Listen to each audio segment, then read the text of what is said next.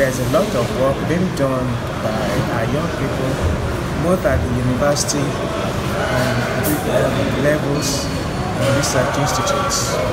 And we have a committee, which is a linkage committee, and that is to collect research projects and match them with relevant industry. We have a committee that does that, and in fact we are in the process of creating a database of research results to link innovations, as you had your indicator, with industry and users. So we act as catalysts to some of this.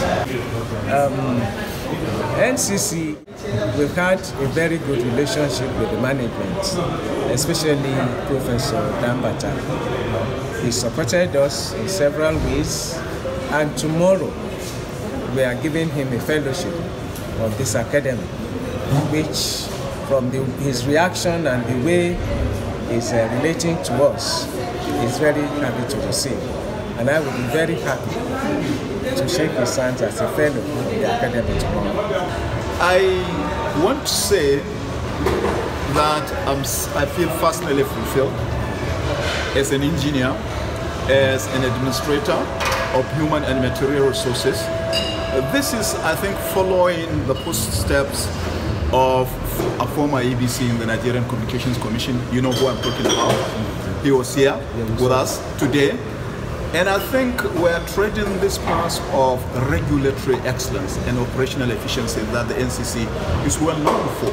So I think we're talking about a collaboration that will see disruptive innovation in the industry. The kind of innovation that will usher in new ways of doing things. The kind of innovation that will enhance efficiency and productivity. And I think to this extent, the Nigerian Communications Commission realizes the importance of this collaboration. And that is why we have this as an item of our 8-point agenda: strategic collaboration and partnerships. And to that extent, the NCC has already established a new department of research and development. Only recently, we gave out 50 million naira to members of the academic staff from various universities in order to facilitate conduct of research that will translate into innovations, into containment of challenges in the industry.